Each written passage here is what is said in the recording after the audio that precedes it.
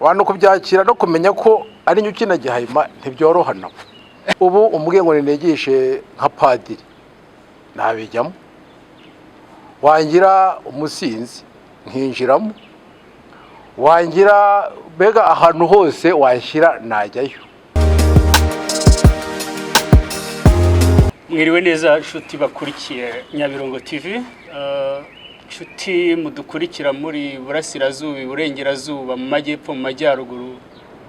Ndagira ngo mbahishurire ko twakiriye umuntu umenyerewe cyane, ntago ari ubwa mbere agaragaye cyangwa yumvikanye. Amazina ye rero araza kuyatubwira mu kanya, ariko amazina amenyerewe n'abantu benshi cyane. Yitwa Gihayima, araza kutubwira niba Gihayima hari andi mazina ufite y'ababyeyi, ayo nayo usanzwe ukoresha uratubwira imvo n'imvano yayo.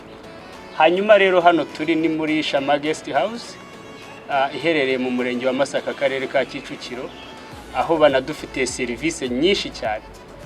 Ibihe nibiba byiza tuzagaruka hari tunarebe zimwe muri izo serivisi. Hanyuma Gihayima, watangira wibwira abakunzi ba Nyabirongo TV mu buryo budasondetse uwo uriwe? Amazina yanjye bwite nitwa Bizimana Emmanuel. Ndi umugabo wubatse, ufite umugore umwe n'abana batatu b'abahungu. Tumva ariyo mazina yanjye bwite. Ibindi bazina mu kazi ni Gihayima nk'uko mwabivuze nyine,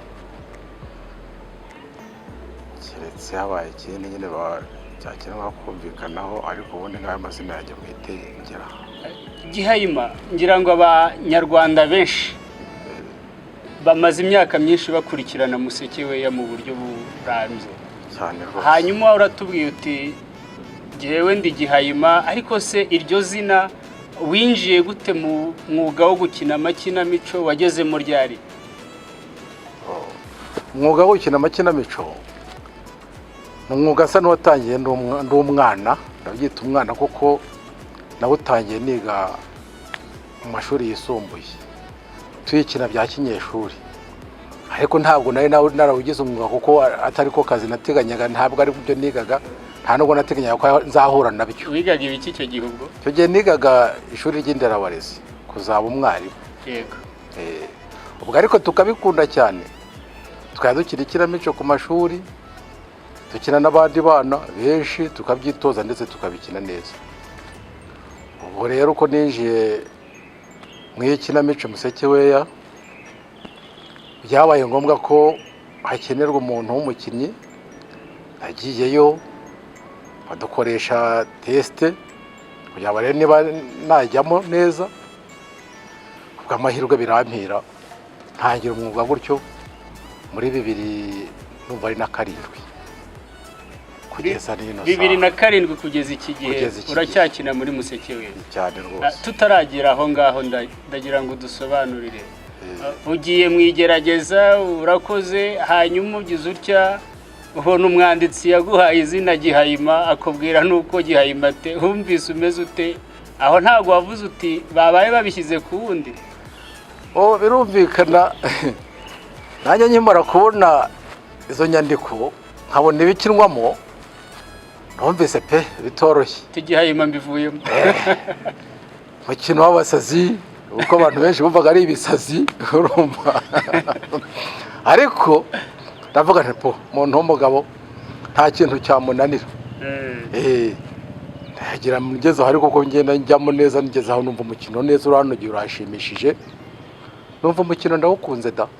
Numva ntibikiri bya bisazi nka kwa kundi najyaga numva babivuga bamwe. Numva n'umukino uryoshye rwose, n'ino saha kandi yo ngukina byabe bigitwa ibisazi byose numva ari byiza kuri njye. Bisazi kurikina byarakuyobotse? Byaranyobotse kuko atari bibi, kibi no gusara nabi. Usara wigisha. Hanyuma nkibaza Gihayima, ni gute wambwiye ko witwa Emmanuel, ni gute uhuza iryo zina ryawe n'izina Gihayima hanze? Gihayima rimaze kuba ikimenya bose kubera ukuntu abantu baryumva. Uhuza ute n'ubuzima bwawe muri rusange? Ubuzima bwanjye busanzwe abantu kubyakira no kumenya ko ari njye ukina Gihayima ntibyorohana. Iyo mpuye n'umuntu atabizi ko ari njye ukina, abantu bakamubwira ngo uriya niwe ukina Gihayima, nabo barumirwa kuko bazi ko ndi umuntu ubana n'abantu neza, ntajya nsakuza, urumva bakumva biramutunga ati ni wowe, abaze ababikubwiye ni njyewe.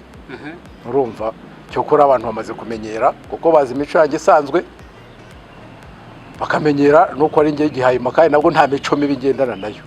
Ni ibiki bakunda kukubwira iyo bamenye ko ari wowe? Bamenye ko ari wowe Gihayima, babyumvaga mu ikinamico Musekeweya, nta myitwarire yindi batangira kugaragaza. Gusa birabatangaza, ariko rero kubatangaza ntabwo ari ugutangazwa nuko Gihayima ari umuntu mubi, kuko nagize amahirwe umukino mwinjiyemo sanga Gihayima ni umuntu utanga isomo, nubwo benshi bagiye baryumva bakabyumva bitinze, ariko bagiye babona harimo inyigisho zihishe inyuma. Nka kumwe nyine bajya bavuga ngo umusaza arasara akagwa ku ijambo, nyuma yaho bagenda bumva umusaruro urimo, bakumva icyo bishatse kwigisha. Kugeza ubu ngubu izina ryanjye rya Gihayima ntacyo ritwaye rwose, numva ari ntacyo ritwaye, n'abantu ntacyo bamvugaho kibi kindi, numva nta kibazo. Hanyuma hari benshi bifuza kuba bakina ikinamico, ariko yahagera bamubwira ibyo azakina n'imico azakina akumva ntibiri guhura bitewe n'ubuzima bwe bwite. Wowe ubasha kubitandukanya ukavuga uti Gihayima ni iryanjye ryarampamye nta kibazo? Ubu umubwiye ngo nigishe nka padiri nabijyamo, wangira umusinzi nkinjiramo, wangira mbega ahantu hose washyira najyayo kandi nkumva nta mbogamizi. Gusa ikinshimije nuko wenda aho hose aho ngiye haba harimo isomo ndimo nigisha, hari isomo biba bigendanye naryo. Ntacyo njye numva bitwaye, ku buryo umuntu wakumva afite iyo mpano akumva namusaba ko yayikomeza akabyinjiramo neza rwose, kuko no umukino w'ikinamico ni mwiza cyane, ntacyo utwaye. Uti umukino w'ikinamico ni mwiza cyane. Hanyuma se mu Rwanda hubone vuye hehe, imaze kugera hehe, bitewe nuko yatangiye, uko mwatangiye muyikora kuva na kera? Urebye aho byatangiye, twatangiye bisa no gukina nyine bisanzwe, abantu bakina ibyo babonye bitaraba umwuga, ariko baho bigeze mbona abantu bamaze kumenya agaciro kabyo, kuko iyo wemeye ukabigira umwuga ukabikurikira ukabikunda no kugutunga byagutunga. Nubwo wenda bitarageraho umuntu yumva ashaka, yumva byamutunga mu buryo bwose, bizakugira ngo nyine ugire utundi tuntu ukora ku mpande kugira ngo ubyungane, ariko ubundi wabigize umwuga wawe bwite ukawukunda ukawukurikira wagutunga pe. Bitaca intege rero bumvaga bashaka kubikora. Rujya kubikora akanibaza atari ku bundi bigenda bite, umuntu arajya agakina aba arahagaragara hanze buriya byumvwa n'abantu benshi, harimo cyane cyane mu cyaro, bifuza kumenya ubundi mukina mute, ko kuwa gatatu batega amatwi radiyo Rwanda bakavuga bati tuze kuyumva. Hari benshi bafite ayo matsiko. Ubundi tugira igihe cyo kwitoza, kuko ntabwo uzajya gukina ibintu utitoje, wabikina nabi akenshi kubera ko utahuje na bagenzi bawe. Tukagira n'igihe iyo tumaze kwitoza tugira igihe cyo gufata amajwi, ayo majwi ari yagera ku baturage bakayumva. Hari n'igihe twagerageje tukanasohoka tukajya kubareba abaturage, wenda igihe nikigera tuzongera tubasange, bamwe bagiye batubona bakabona uko dukina. Tekereza ko abaturage mu ntara zose z'u Rwanda ndetse no mu mpande bose baradukutse. Uwo wahura nawe ubaho ngeze yaba mu cyaro, wego sinagenda ngo nivuge, ariko iyo ngeze gutya nkabona nk'umuntu nzi akavuga ngo uriya ni kanaka, baraza bagashungera, n'uyu nguyu, n'uyu, ntabwo naburaho ndara natse icumbi, ntabwo naburaho ndara, sinabura n'ibyo kurya bakada. Nibyo. Hanyuma ibyo ngibyo uti sinaburaho ndara nageze ahantu, mu bundi buzima bw'imibanire yawe n'abo ngabo muba musanze biba biteye? mu buzima bw'imibanire n'abo dusanze aho tuba tugiye akenshi, ubundi kubera ko abantu bamaze gusobanukirwa n'icyo Museke weya ibigisha. Hari igihe batari bazi ibyo ari byo, ariko bamaze kumvamo ibintu byinshi, bamaze kumvamo ubumwe, ubwiyunge, harimo ibintu byinshi byubaka ubuzima bw'umunyarwanda bumujyana heza. Bagiye wumva harimo benshi bagiye bakina berekana ko bari bameze gutya mu gihe runaka, ariko kibi barahanwa, barakosoreka, ubu bari mu buzima bwiza. Ibyo bintu abaturage bagiye babikurikira, ndetse harimo n'abavuga bati natwe twari tumeze nk'akana kuri, ariko twarikosoye, ubu tuturanye n'abantu neza, ukumva abaturage barimo batangamo ubuhamya. Rero ni byiza cyane twumva natwe ko ibyo twigisha bifite icyo bikora, bifite icyo byubaka ku gihugu cyacu.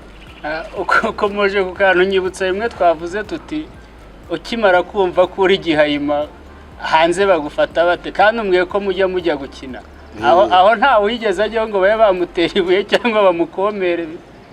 Yewe ntabwo biraba, kuko wenda mbere bashobora kuba babikora batarabimenya, ariko ubu bamaze kumenya ko ari ikinamico, batazi ko ariyo ya mico y'umuntu. Nta bakibyitiranya se, ni bake kereka batayumva, abatangiye mbere bayumva ntabwo betiranye. Banyizeza ko Zaninka aho yagera akavuga ko ari Zaninka byamugwamo. Ibyo akina benshi bakoraho, ariko wamaze kuyumva akayumva neza, yumva ko ari ugukina atari ko mu by'ukuri ateye. Cyokora abayumva rimwe na rimwe gake gake bo ntibari basobanukirwa, kuko bumva ibyo akina ariko ateye, ariko ntabwo ariko ateye. Benshi barabizi kandi bamwe baranamuzi mu buzima busanzwe nk'umukirisitu. Ahubwo umukirisitu urakoze kuhitubwira. Hanyuma muri iriya kinamico nayo njya nyikurikira, harimo abakinnyi benshi. Watubwira abo mukunda gukinana iyo uri gukina, ese iyo mukinana ubumva ute? Dufite abakinnyi benshi koko, ni benshi pe, bitewe n'uko role yawe iteye abo mukunda gukina. Ariko ni ukuvuga ngo bishobora kugira gutyo ukabona hafi ya bose ukinana nabo, si umunsi umwe, ariko ushobora kugenda uzenguruka ugasanga bose wakinanye nabo. Uko dukina rero njye mbona abakinnyi bose turuzuzanya, kuko ikinamico ntawayikina wenyine, ntabwo ari komedi. Komedi ushobora guhagarara hariya ukavuga wenyine abantu bagaseka, nicyo bisobanuye. ariko ikinamico ntiwayikina wenyine. Ndamutse nkinishije kanaka nabi yaba mbi. Niyo mpamvu twese twuzuzanya, niyo mpamvu habaho uko kwitoza tukamenyerana. Ubu tumaze no kumenyerana twese ku buryo twese twuzuzanya, nta mukinnyi wavuga ngo yakina nabi, ngo yakina ate, bose mbega barakina neza pe. Yego harimo wumva afite utuntu twe bwite. Ndavuga nti aho hari uwo mushobora gukinana, bamwe mukinira bakumva yabageze ku nyota, cyangwa nawe mwakinana ko mubikina wenda je sindi bubijyemo ntabyo nzi, ariko abantu bakavuga bati aba bantu ati bano bantu iyo bakinanye rwose. Ariko nkanjye nkundira gukinana n'abantu benshi, ariko iyo nkinnye n'amanyobwa, kubera ko tuba twese amanyobwa akunda kugarukaho cyane, nkinnye na Zaninka, yewe n'abandi bose, ariko nuko uko njye umusazi se uwo ukina ibyo bita ngo ibisazi, hari aho atagera ngo baseke. Gihaye, nta kantu wigeze ukina wagera mu rugo madamu cyangwa abana bakakubwira bati noneho byajaguye? Yewe bajya babyumva no kuri radiyo, babyumva bakicara bati noneho wakinnye n'ibiki. None se ntabwo mubyumva nyine, urumva nabo mu rugo nta byinshi umuntu abivugaho, kuko ni umwuga, kandi rimwe na rimwe babonaho nabo umugati. Kandi nta kibi kiba cyabaye, nta gikuba kiba cyacitse, nta kibi mba nakoze kizwi, cyangwa se ngo habe hari icyo banzi wabo mu rugo kibi. Nta ngaruka bishobora kugira nko ku banyeshuri igihe bagiye kwiga bakavuga bati dore babana ba Gihayima? Oya, nta ngaruka n'imwe baragira. No mu nzira bazi ko ndetse amazina yanjye bwite bamaze kuyibagirwa. Aho dutuye ugiye izina ryanjye bwite ukabaza ngo Bizimana, kereka abantu bari bahatuye kera nabaye ndi umwana bahari, naho abandi bose banyuma bagiye bahatura nyuma kumwe abantu bimuka bazi Gihayima ndetse harimo n'ujya kuri nyita we nkubabarire iki nkubabarire iki wagize uti nta kibazo niryo ni izina ry'akazi ni izina rintunze nta kibi cyanjye nawe yego hanyuma Gihayi uko biri kose mwakinnye ama episode menshi ntihabura nk'utuntu dutatu tubiri aho wibuka wakinnye ukavuga uti aha ndakina ni nka hehe wakinanaga nande mwakinaga ibiki yewe ibintu nakinnye numva ari ibintu nakinnye njye muriyeza n'inka muri gereza waramugemura binakomeye wari umukino ukomeye yewe birakomeye byagenze uko yapfunduye uko yasanze ibyo yari ategereje atari ibyo abonye niba atari ibanga wamushyiriye iki Gihayi harimo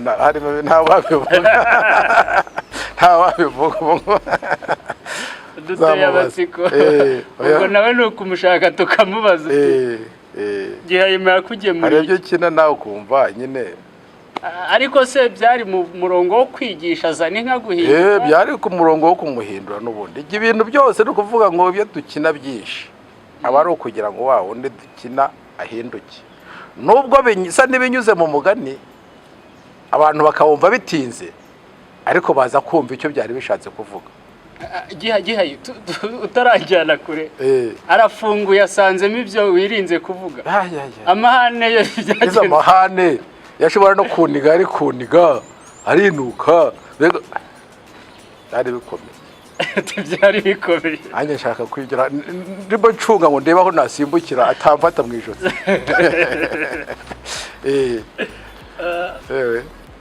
hanyuma ako ngako ni kamwe ariko Gihayi hari abantu batekereza kumva ijwi ryawe niyo waba gato cyane ku buryo umuntu uri hano ashobora kumva ariko Gihayima tuzi ko ari we waganiriye na Nyabirungu TV gato cyane wase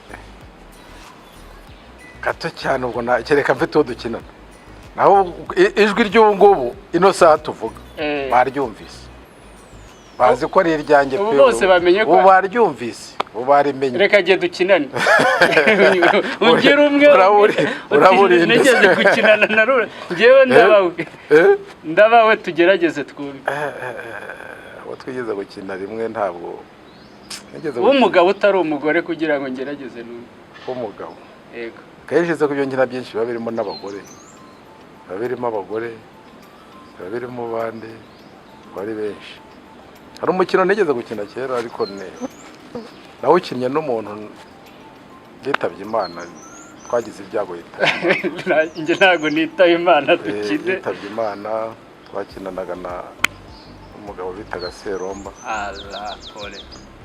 yitabye Imana niwo mukino naka kuko niwo mukino wari icyo gihe wagize cyane utanga ntuza nyinshi ubutumwa bwinshi njye n'icyongera nzareba ko mbakinira abakinnyi bakumve ahubwo buriya tuzareba uburyo tugutumirana na Zaninka mudusubiremo ako kantu wagatsinze ariko mwese muhari nagatsinze kuko naba akivuka tuzagakina mwese muhari ntago mwagenda mutagakina cyane rwose buryo abantu bakina ari babiri mu kinamico biroroha ntabwo birushya nko gukina uri umwe wambwiye ko muzenguruka henshi hari n'abasoma biriya bitekerezo ni ibiki by'ingenzi mubona mu bitekerezo mukavuga muti kuva 2004 kugeza iki gihe dushimiye rwose Museke weya hari itafari iri gushyira mu kubaka umwe n'ubwiyunge mu Rwanda rwose icyo ni ikintu twavuga ko tukemeza kuko n'abaturage niba mukurikira cyane ku biganiro bitambuka nyuma y'ikinamico ubwabo bitangira ubuhamya ukumva umuntu arajya aravuga ati ngewe nari imeze gutya nari imeze nka kanaka ubwo ari kuvuga umukinnyi wawe undi ukina ya mikino nyine yerekana ko yari afite umutima mubi yego ariko kuva numva Museke we wa mutima wanjye, kwa kubana n'abandi nabi, wa mushiha, cyararangiye. Benshi barabivuga batanga ubuhamya, benshi cyane pe. Tekereza rero ko kuva mu mpande zose z'igihugu umuturage wese washoboye kumva ikinamico hari icyo yamumariye. Kandi ntekereza ko niba uwo nguwo ubyemera ati njye narakosoretse, hariho n'utabivuga wakosoretse pe, akahinduka muri karitsiye yaratuyemo, yagirana umwibyare n'abandi, ndetse no mu rugo yashihuranaga n'umugore cyangwa n'umugabo cyangwa n'abana, ariko yamara kuyumva wagafata mu mutima we ku giti ati ibi bintu mwumvise ngiye kwikosora ntazamera nk'uriya. Birahari cyane. Kandi nyuma y'ibyo ngibyo, iyo bimaze kuba gutyo, buri wese akumva ko yafashe uruhare rwe, ese ugira ngo hari intugunda zakongera kugaruka mu gihugu cyacu? Ntabwo zagaruka. Niba guhera ku muryango ariwo bita umugabo n'umugore n'umwana babanye neza, ingo zose zituye mu kagari bakabana neza, mu ntara bakabana neza, igihugu kiba kidatekanye. Kandi ntekereza ko muzeke wegera hose, uretse ndetse na hano mu gihugu cyacu cy'u Rwanda no hanze irahagera. Ubwo twigisha abo mu gihugu cyacu, twigisha n'abo hanze. Ni ukuvuga muri rusange ni umukino wigisha isi yose kubana neza. Gihaye, wenda tugana ku musozo, wigeze kutubwira uti njye nkiga najyaga nkunda gukina, nta zindi mpano zihishe inyuma mu mpano zawe wibuka ukavuga uti impano yarancitse ku buryo ntakora ibi, byibuze mba ndi gukora ibi ngibi. Njyewe ibintu najyaga nkora ubundi numvaga nakundaga kwanza, ntabwo nakundaga byo gukina gusa, kuko nabayeho ndi umuskuti. Y'ubuskuti tukabikina nkumva ni byiza, nubihoraho. Ubundi buzima uretse ibyo nize, nakundaga gushushanya. N'ubu ndabizi. Ngiye gushushanya rwose nuko ntashoboye kubyiga, ariko nshushanyirije nk'umunyeshuri ntekereza ko bamuha nk'icyenda ku icumi. Nshushanyira umunyeshuri akazana ati batubwiye gushushanya nkamushushanyiriza 9 ku 10 bayamuha. Byari bindimo ariko sinabikurikiye. Ngomba gukurikira ibyo mbona. Kugeza ubu ntacyo wicuza ibyo wakurikiye n'ibyo urimo? Oya. Mbona byose byarampaye umusaruro. Ibyo waguha amahirwe ngo usubire inyuma. Ubundi buriya nk'iyo nza gukurikira wenda uko gushushanya nari mfite cyane, nkabihuza n'ikinamico, hari igihe byari gufunguka cyane kurenza bikaguka kurenza ibindi. Ariko ntacyo nicuza kuko ubu ngubu naho ngeze byose birantunze. Abana bajya ku ishuri bakabona minerivare, yego, bakabona umugati, bakabona umuceri bakarya, numva ibyo ngibyo bihagije. Ngusubize mu bwana gato, nakubiye turagana ku musozo. Nta kibazo. Mu myaka yawe yo hasi, imwe y'abajene, kuko nibo tureberera cyane muri iki gihe, nta kahe kantu wigeze ukora ku buryo na n'izi saha uvuga uti cyagiye nari Gihayima ko atahubwo wenda nibwo? Ikintu nigeze gukora nibuka ni ikihera, gusa ikintu najyaga nkora n'umwana cyonzi nakoraga amamodoka y'insinga, aya ngaya abana basunika. Yewe nigeze no kujya no mu irushanwa ryayo, ntomboramo igare pine baro cyane. Igare rwose ryiza rifunitse n'amashashi, barafotora abazungu. Rigendaho imyaka nka 10 natangiye segonderi ariyo ngendaho, njya kwiga ahantu ariyo ngendaho. Mu bijyanye n'ubukubaganyi, uwakureba yumvise ukuntu yakuze avuga agahuza n'ibyo ukina, yakibaza ko Gihayima yabaye hari umuntu. Ubukubaganye cyane, nta bukubaganye bwinshi bwigeze bubaho budasanzwe, kuko nakuriye hano mu mujyi wa Kigali. Ubukubaganye bwaho ni imikino isanzwe, gukina n'abana tukarwana, kuko twari tuzi ko ikipe aho tugiye gukina rimwe na rimwe nitubona dutsinzwe tubona kandi bitari byo. Ubundi nkakunda kugenda ku magare cyane. Nibuka rimwe na cyo kora nigeze kugenda ku igare, gare cika amaferi, wabigenje utegeye ubwo naramanutse ni ahantu namanukaga amanuka cyane ngize ibyago nari ngiye kugongana na papa wanjye umbyara atwaye imodoka mba namukwebye nawe agiye kubona abona ni umwana we yari agonze agenda ndaryama ndasinzira ariko nticyamubujije kumbyutsa nijoro aho aziye ngo nkubite narankubise ndavuga naripfuye none inkoni ntacyo zintwara zatumye bagihayima witunze kandi wishimiye ibyo akora cyane rwose. hanyuma tugana ku musozo dushima n'ikiganiro cyiza tugiranye, ni iki wabwira abakurikirana Museke Weya ndetse n'inshuti zawe muri rusange bazareba kino kiganiro tugiranye kuri Nyabirungu TV? Icyo nabwira inshuti zanjye, abakunzi banjye n'abakunzi ba Museke Weya muri rusange ni uko bakwihatira gukurikira ikinamico Museke Weya, n'abatayumva bazayumve kuko ni nziza pe.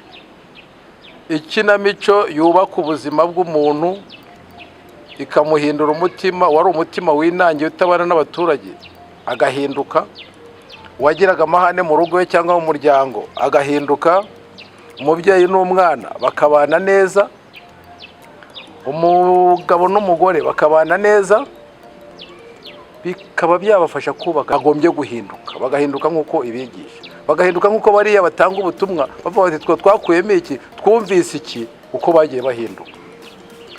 Icyo nabasaba ngewe abantu bose bazumva n'iki kiganiro bagomba bakurikire Museke Weya, bazakireba bumve inyigisho ryayo. Hanyuma ikibazo cya nyuma nakibaza, Gihayima, turi mu bihe bitatworoheye byo kurwanya icyorezo cya coronavirus.